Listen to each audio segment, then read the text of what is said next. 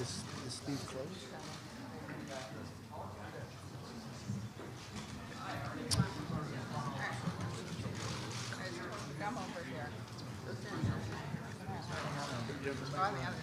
All right, you ready?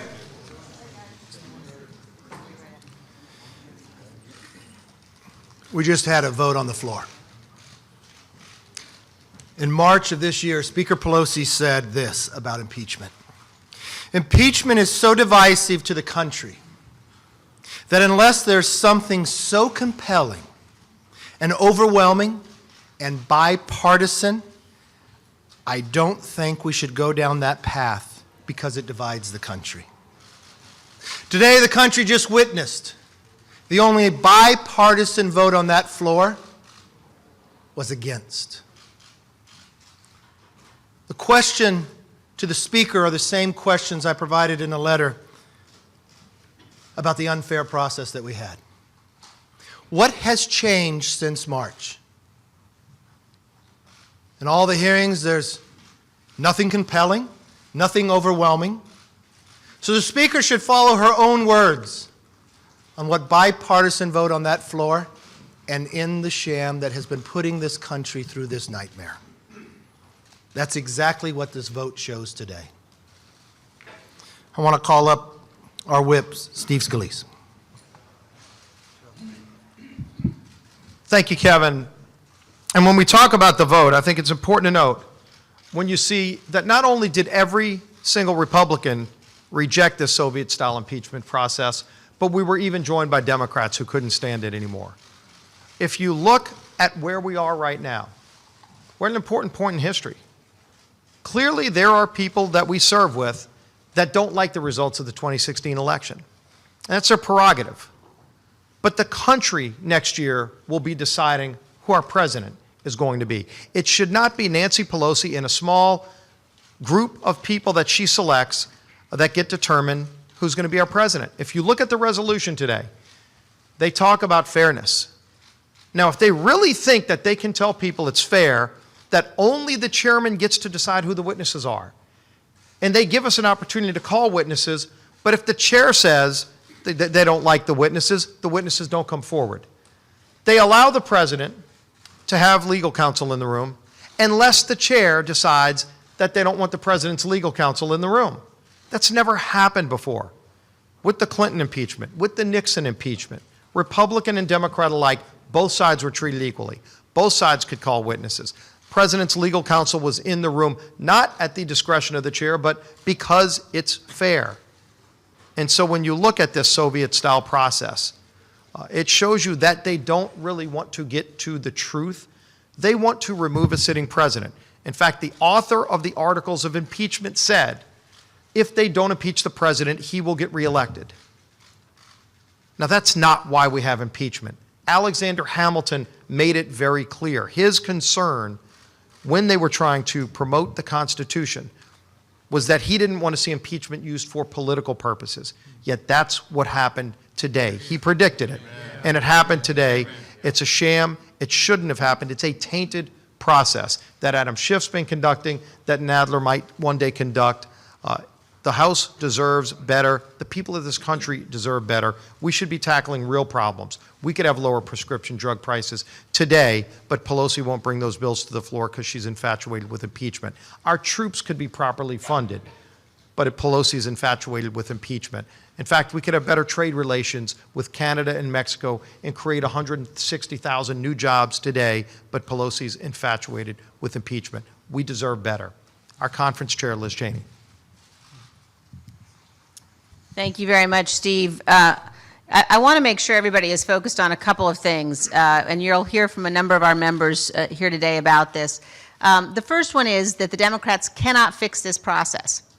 They've now created a record over the course of the last several weeks with witnesses they selected. We know there were circumstances where Chairman Schiff told witnesses not to answer questions that our members were asking. We know there have been circumstances where our members have attempted to go read transcripts and they've been told by staff members that they're not allowed to go read those transcripts. This is a process that has been fundamentally tainted. The president has had no rights inside these hearings. His counsel has not been able to be present. So for them now to claim that they're suddenly going to open the process up, which, by the way, this resolution does not do. The resolution says that they're going to continue doing what they want to do. It gives authority for open hearings, but they cannot go back and fix what is a fundamentally tainted and unfair record. The second thing, it's very important for the American people to understand, and you heard the leader and the whip talk about the things that are not getting done here. And there is a long list of things the American people deserve to have done that simply are not being addressed because of the Democrats' obsession with impeachment. But think about what Speaker Pelosi has done for the last several weeks and what she codified today. What she did today was she said she is going to take the Intelligence Committee of the House of Representatives, which is arguably the single most important committee when it comes to our oversight, when it comes to the national security of this nation. And she has told them, stop all focus on any issue that has anything to do with the national security of the nation. You saw Democrats on the floor of the House arguing that somehow it was Republicans who were putting politics above national security. There is no one who has done that the way that Nancy Pelosi and Adam Schiff have done that. History will hold them accountable. History will judge them. We're at a moment where the nation faces grave, significant, ongoing threats. And she has completely neutered the Intelligence Committee. She has said they must be focused on a partisan impeachment process and not their oversight obligations that we have as a body, that we have as an important branch of this government. And they'll be held accountable for that. Now I'd like to turn things over to the Republican leader of the Oversight Committee, Mr. Jordan. Thank you, Liz. I want you all to think about something. This morning, I was in an impeachment deposition, but then had to leave that to come to the floor for a vote on the rules for impeachment. That's what, that says it all about this entire process, and it is a sad day. It really is for this country. What the Democrats have put our nation through for now almost 4 years. You go back to July of 2016 when they opened an investigation into the president, then candidate Trump, and spied on 2 American citizens associated with the presidential campaign. I bet that has never happened in American history, but that happened in 2016. And all we went through with the whole Mueller thing, and now this. And now this today. This, as the whip has said, this entire sham process, it is 4 facts have never changed, and they will never change. 4 fundamental facts. We have the transcript. There is no conditions in the transcript. There's no quid pro quo in the transcript. Even the day after the call came out, Democratic chairmen were saying, well, there's no quid pro quo there, but we're going to keep on doing what they've been putting our country through. Second, the 2 individuals on the call both have said, President Trump, President Zelensky have both said there was no pressure, no pushing, nothing. Third, the Ukrainians didn't know aid had been held up at the time of the phone call. And fourth, and most important, what action did they take? What action did President Zelensky take or the Ukrainians take to ever free up the aid that was held up? They did nothing.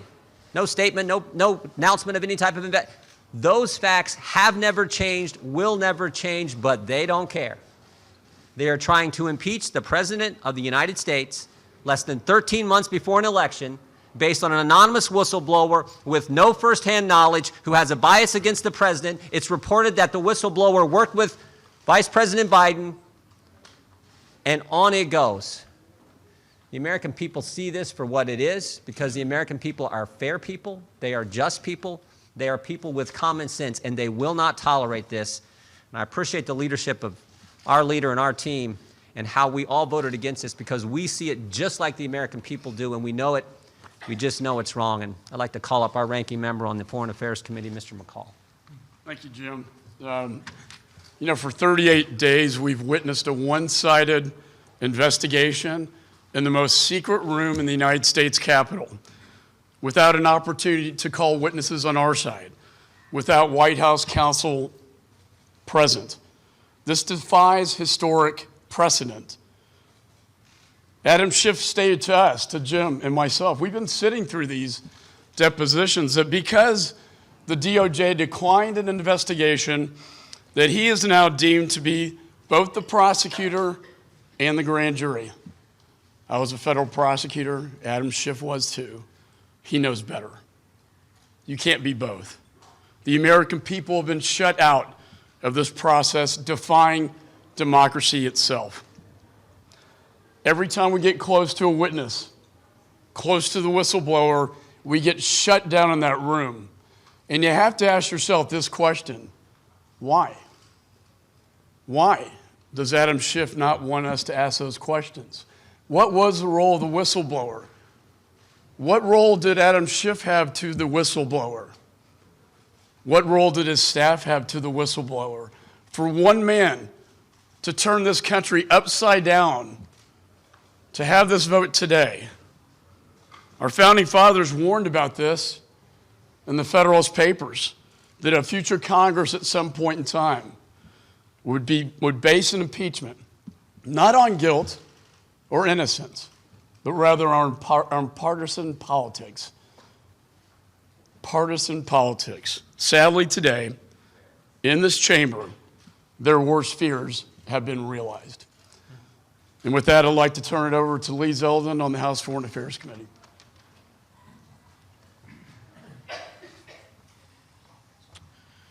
Well, in a way, you could say congratulations to Nancy Pelosi. She wanted a bipartisan vote on her impeachment inquiry resolution. She got it. It was a bipartisan vote against her impeachment inquiry resolution. There are a number of other Democrats who chose to vote the wrong way, who should have voted no, and they won't be here to serve with us anymore come January of 2021. Nancy Pelosi, as the leader of her conference, has chosen to sacrifice a few of her own members. Those members are going to lose for all of the right reasons. Because, as we've seen during this past vote, staffers were running around the Democratic side of the aisle begging members, don't cheer, don't clap. The eagerness, the happiness that Democrats have and their enraged liberal activist base at home has to rip the country in half. We're here. Steve Scalise just talked about wanting to unite our country, to work together to be able to pass USMCA, to reduce the cost of prescription drugs. But instead, we have colleagues who have gavels who are eagerly ripping our country in half. We've been saying for weeks that not only should there have been a vote to launch an impeachment inquiry, but that vote should ensure that the transcripts are released, ensure that Republicans are able to call witnesses, that there should be an equal allocation of staffing, that the President's counsel should be present at these hearings in order to cross-examine witnesses and present evidence. Every single thing that we've been saying over the course of the last few weeks on those points aren't here in this resolution. Now, Adam Schiff, as Mike McCall just pointed out, is the prosecutor, the judge, the jury, the chief strategist for lying and leaking. A couple days ago, he crossed into this new territory called witness coaching, and he wasn't very good at it. And it's not just getting close to the whistleblower. Get this, the jurisdiction of the Intelligence Committee is to look into intelligence-related matters. But Adam Schiff decided 2 days ago, in his most recent rule change, that in no way, shape, or form can you ask any question that has anything to do with the intelligence community. Now, you all are being used. Some of you are happy about it, some of you are not. But many of you are reporting 0% of the story. There was one story that came out yesterday in Politico that was filled with falsehoods. Just somebody lied to you. I watched CNN last night and I saw a host, one allegation after another, say stuff that just was not true. Your sources, those Dems in that bunker, are trying to create a narrative because Adam Schiff aspires to write the world's greatest parody. And I'll tell you what, right now as we're here, 2 floors below us, in the bunker, Adam Schiff's bunker in the Capitol basement, Adam Schiff is tearing up his parody. He's going to have to rewrite it. Why is that? Well, we can't talk about, they say, the substance of the depositions, but I'll tell you, isn't it kind of curious that you don't know what's going on today with Tim Morrison in his deposition? Why is it that you don't have the information, the opening statements? He was Alex Vinneman's boss.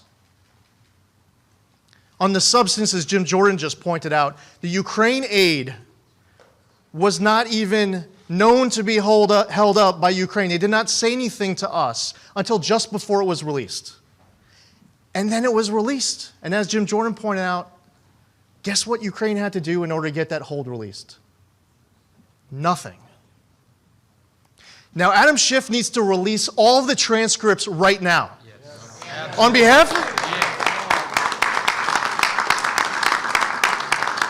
behalf of our constituents, on behalf of the American public, for everyone who's pissed about being misled by Adam Schiff and his cohorts hiding in the bunker of the Capitol basement, using you to lie to our constituents, release the darn transcripts. Let's have a conversation about substance. Because I'll tell you what, you lost the conversation about process. You're losing the conversation about process. Bring it on about substance, because our president was right in being concerned about corruption. Our president was right in wanting to look into interference in the 2016 election. And the president of the United States is right to be concerned about a corrupt foreign company run by a corrupt Ukrainian oligarch, hiring the son of the vice president with no energy experience, no Ukraine experience, for at least $50,000 a year. $50,000 a month. And then the vice president of the United States, who was literally the most conflicted person out in the Obama administration to be running point with Ukraine, goes over to Ukraine and threatens the loss of $1 billion if they don't immediately fire the prosecutor who had an open investigation into Burisma and Zlochevsky. And I don't believe that Zlochevsky, Burisma, Joe Biden, Hunter Biden should be immune from scrutiny just because Joe Biden is running for president. And if that's not illegal, it should be illegal. And never again in this country should we have a son of a sitting vice president based solely on their name without any energy experience or any Ukraine experience being paid from a corrupt company run by a corrupt oligarch with an open corruption investigation into it. So on the substance, I say to Adam, bring it on. Release the darn transcripts and do it today.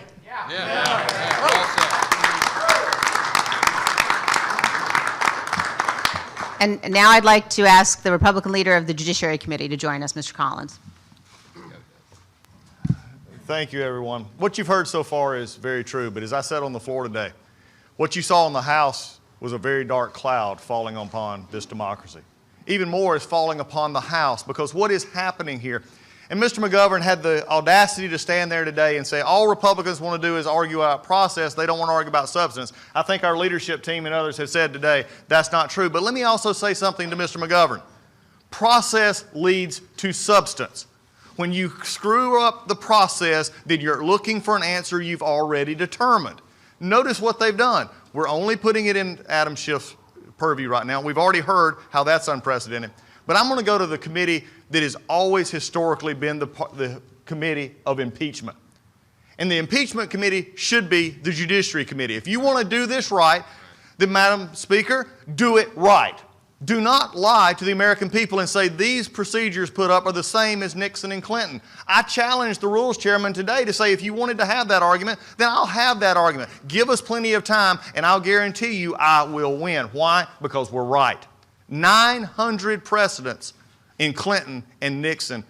I saw 8 pages the other day. I saw things that they're only simply saying Adam Schiff's committee now gets to do whatever they want, continue the process without presidential involvement, without presidential scrutiny, without anything else of fairness or bipartisanship in any way that we saw in others. How can they stand before you, and when you'll go talk to them in a little bit, is ask them, how is that fair? Then to give it to a Judiciary Committee that has been completely neutered of its power. They've shown for 10 months they were completely inept at handling the Russia investigation. Do I have to remind you of John Dean? This is pathetic. And then when it came to writing the rules for us, the Rules Committee actually had to write the rules for the Judiciary Committee because they didn't even trust them enough to do that. So I ask you as members of the media, how can the American people trust this Judiciary Committee, which the Speaker of the House doesn't trust, to handle an impeachment article? I tell you what, when it gets to the Judiciary Committee, I do have one thing for Mr. Schiff. If he wants to be, as said, a special counsel, he set himself up, then here's my challenge to Mr. Schiff. You want to be Ken Starr? Be Ken Starr. come to the Judiciary Committee, be the first witness, and take every question asked of you. Starting with your own involvement with the whistleblower. Folks, this ain't over. Get ready. The cloud that is dropping will be dropping on their heads because process matters and substance will always win out in the end, and this president has nothing to worry about on substance. I yield back.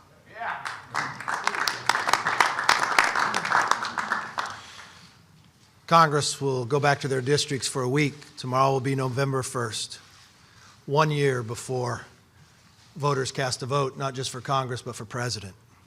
It's unfortunate in this Congress when they go back, they'll run on a re-election of having more subpoenas than laws and not trusting the American people to actually have the choice.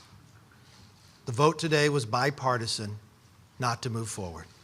We have a Speaker of the House who said that impeachment would drive the country apart and it'd have to be bipartisan. It was one clear voice on where this Congress believes this should go. There's nothing the president did to be impeached. It's simply based upon election that was in 2016 they would not accept. Questions? Yes.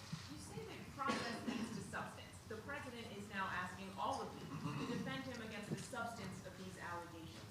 Will you do that? Will you all go on the record and say that the president did nothing inappropriate? Very clear, yes.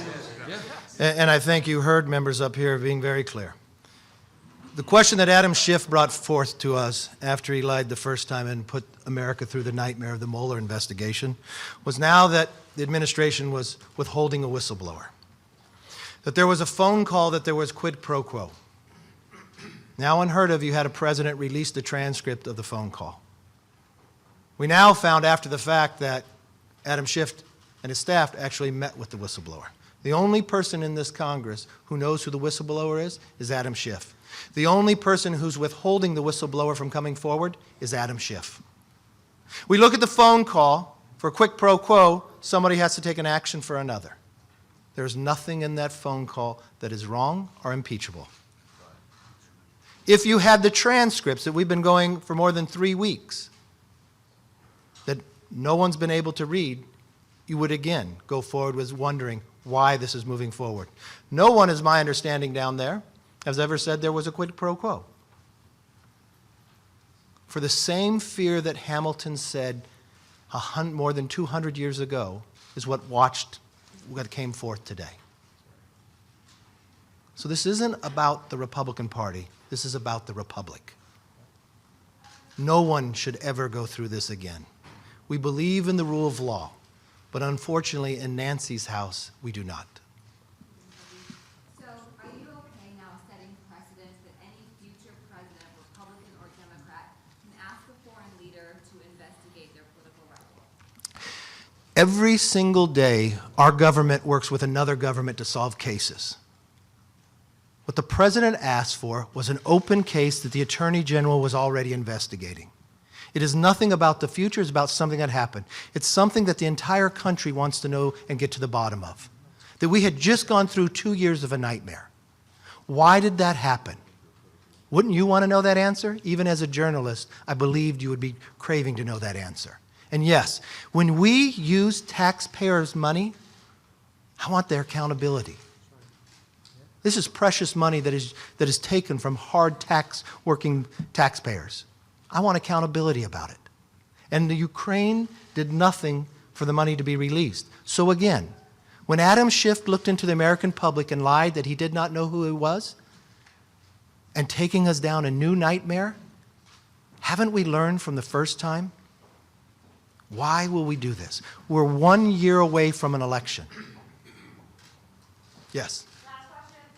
Every Republican voted with you guys today. And 2 Democrats. Democrats. Can you guarantee that there will be no GOP defections if and when Article 8 Look, the one thing the Republicans always believe on, show us the truth, and we always vote based upon the facts. When you want to ask every single Democrat who voted today to justify everything that has already happened down in that bunker that they have not read, ask me why they voted that way. Or why don't you ask the number of Democrats who voted for impeachment twice before the Mueller report ever came forward? Ask me what was impeachable at that moment. Ask me every single member of Congress that now has a transcript of a phone call. What is the impeachable offense? So I'll make you this one promise. Republicans believe in the Constitution. We believe in the rule of law, and that's why we're standing here today, and that's why the bipartisan vote in the U.S. House of Representatives was no. Thank you very much.